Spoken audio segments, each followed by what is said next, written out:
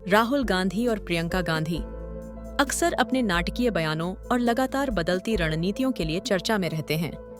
वे समय समय पर नए विवाद और ड्रामा खड़ा करते हैं, जिससे जनता का ध्यान अपनी ओर आकर्षित करने का प्रयास करते हैं। इन दोनों नेताओं की शैली में हर बार कुछ नया देखने को मिलता है, चाहे वह मंच पर हो या मीडिया के सामने। उनके बयानों में अक्सर तीखे तंज और अप्रत्याशित प्रयोग शामिल होते हैं, जिससे राजनीतिक माहौल गर्म रहता है। जनता के बीच उनकी छवि एक ऐसे नेता की बन गई है जो हर मुद्दे को अलग अंदाज में पेश करते हैं। यही वजह है कि राहुल और प्रियंका गांधी की गतिविधियां बार बार सुर्खियों में आती हैं और राजनीतिक चर्चा का विषय बन जाती हैं।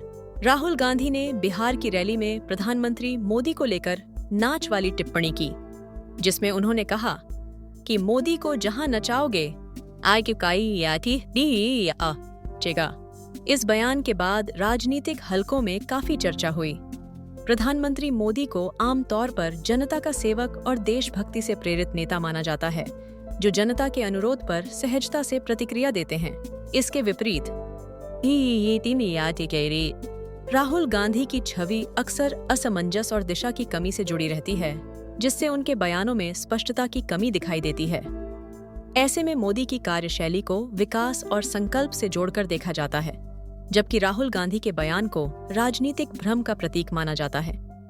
यह तुलना दोनों नेताओं की राजनीतिक दृष्टि और जनता के प्रति उनके दृष्टिकोण को उजागर करती है। राहुल गांधी ने हाल ही में बिहार की एक रैली में नालंदा विश्वविद्यालय का उल्लेख किया, लेकिन उनके बयान में ऐतिहासिक तथ्यों की अनदेखी साफ दिखाई देती है। नालंदा विश्वविद्यालय की स्थापना और उसका ऐतिहासिक महत्व कांग्रेस के शासन से बहुत पहले का है। दरअसल नालंदा को मुगल आक्रमण के दौरान नष्ट किया गया था, न कि किसी आधुनिक राजनीतिक दल के समय में। ऐसे में राहुल गांधी का इसे कांग्रेस की उपलब्धि के रूप में प्रस्तुत करना इतिहास को राजनीतिक लाभ के लिए तोड़ मरोड़ने जैसा है।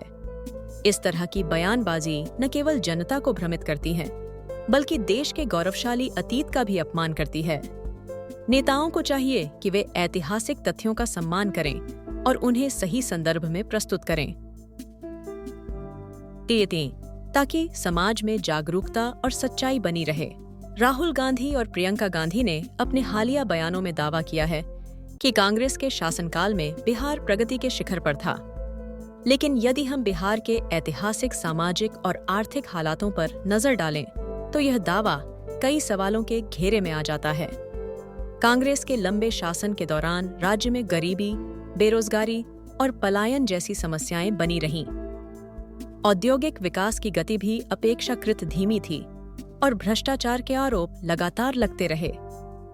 इन चुनौतियों के कारण बिहार के विकास की राह कठिन रही। ऐसे में कांग्रेस नेताओं द्वारा किए गए दावों की सत्यता पर गंभीरता से विचार करना आवश्यक है, ताकि जनता को सही तथ्यों की जानकारी मिल सके। राहुल गांधी अक्सर प्रधानमंत्री मोदी पर अडानी और अंबानी जैसे बड़े उद्योगपतियों के साथ संबंधों को लेकर आरोप लगाते हैं। वे बार बार यह कहते हैं कि सरकार केवल कुछ चुनिंदा उद्योगपतियों को फायदा पहुंचा रही है। लेकिन यह तथ्य भी महत्वपूर्ण है कि अडानी और अंबानी समूहों का विस्तार और समृद्धि कांग्रेस के शासनकाल में भी हुई थी। कांग्रेस सरकार ने भी इन कंपनियों को कई बड़े प्रोजेक्ट दिए थे और उनके विकास में योगदान दिया था। ऐसे में राहुल गांधी का यह आरोप विरोधाभासी लगता है, क्योंकि जिन उद्योगपतियों को वे आज निशाना बना रहे हैं, उनकी नींव कांग्रेस के समय में ही रखी गई थी। इससे यह सवाल उठता है कि क्या यह केवल राजनीतिक बयानबाजी है या वाकई में कोई ठोस नीति संबंधी मुद्दा है। जनता को इन तथ्यों को समझकर ही किसी निष्कर्ष पर पहुंचना चाहिए। प्रियंका गांधी ने हाल ही में जाति आधारित राजनीति पर चिंता जताई है, जिसमें उन्होंने समाज में विभाजन की आलोचना की। यह बयान उस समय आया जब कांग्रेस पार्टी खुद लंबे समय तक वोट बैंक की राजनीति और जाति समीकरणों का सहारा लेती रही है। कांग्रेस के इतिहास में अक्सर जाति और समुदायों के आधार पर चुनावी रणनीतियां बनाई गई हैं, जिससे पार्टी को सत्ता में बने रहने में मदद मिली। ऐसे में प्रियंका गांधी का जाति विभाजन की आलोचना करना एक प्रकार की विडंबना प्रतीत होती है। विपक्षी दल और कई विश्लेषक इस बात को लेकर सवाल उठाते हैं कि कांग्रेस जब खुद जाति आधारित राजनीति करती रही है, तो अब उसकी आलोचना क्यों कर रही है? यह विषय भारतीय राजनीति में दोहरे मानदंडों और राजनीतिक अवसरवादिता को उजागर करता है। कांग्रेस नेताओं द्वारा प्रधानमंत्री मोदी के खिलाफ जिस भाषा और लहजे का इस्तेमाल किया जाता है, वह अक्सर चर्चा का विषय बन जाता है। लोकतंत्र में विचारों का आदान प्रदान और आलोचना स्वाभाविक है, लेकिन राजनीतिक संवाद में गरिमा और सम्मान बनाए रखना अत्यंत आवश्यक है। प्रधानमंत्री देश के सर्वोच्च पद पर आसीन व्यक्ति हैं और उनके प्रति असभ्य या अपमानजनक शब्दों का प्रयोग न केवल राजनीतिक मर्यादा का उल्लंघन करता है, बल्कि जनता की अपेक्षाओं के भी विपरीत है। राजनीति में असहमति व्यक्त करना उचित है, किंतु भाषा की शालीनता और तर्कशीलता से ही स्वस्थ लोकतंत्र की नींव मजबूत होती है। ऐसे उदाहरणों से यह स्पष्ट होता है कि सार्वजनिक जीवन में सभी नेताओं को संवाद की गरिमा का ध्यान रखना चाहिए। सम्मानजनक और सकारात्मक संवाद से ही देश की राजनीति में विश्वास और सहयोग की भावना बढ़ती है। कांग्रेस पार्टी पर अक्सर यह आरोप लगाया जाता है कि उसके पास स्पष्ट विजन और दिशा की कमी है। नेतृत्व में अस्थिरता और नीतिगत भ्रम के कारण पार्टी की प्राथमिकताएं भी अस्पष्ट रहती हैं। इसके विपरीत भारतीय जनता पार्टी अपने मजबूत संगठनात्मक ढांचे, अनुशासन और स्पष्ट एजेंडे के लिए जानी जाती है। बीजेपी के नेतृत्व में निर्णय लेने की प्रक्रिया तेज और केंद्रित रहती है, जिससे पार्टी अपने लक्ष्यों को प्रभावी ढंग से हासिल कर पाती है। कांग्रेस की कार्यशैली में जहां विचारों का टकराव और असमंजस दिखाई देता है, वहीं बीजेपी में नेतृत्व की स्पष्टता और टीम वर्क प्रमुख भूमिका निभाते हैं। यही अंतर दोनों दलों की प्राथमिकताओं और जनता के प्रति उनकी प्रतिबद्धता को दर्शाता है। बिहार की वर्तमान राजनीतिक स्थिति को देखते हुए जनता की प्राथमिकता अब स्पष्ट रूप से विकास और प्रभावी नेतृत्व की ओर बढ़ रही है। लोग अब केवल मनोरंजन या राजनीतिक ड्रामे से संतुष्ट नहीं हैं, बल्कि वे ऐसे नेताओं को चुनना चाहते हैं जो राज्य की प्रगति के लिए ठोस कदम उठाएं। हाल के चुनावों और जनसभाओं में यह देखा गया है कि मतदाता को शिक्षा, स्वास्थ्य,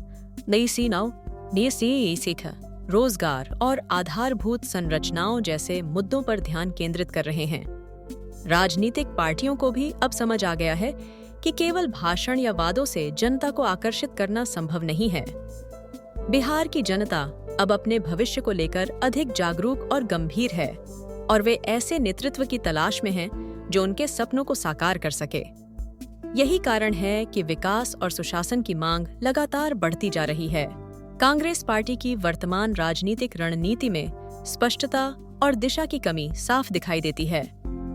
उनके नेताओं के बयान अक्सर भ्रम पैदा करते हैं, जिससे जनता का विश्वास डगमगाता है।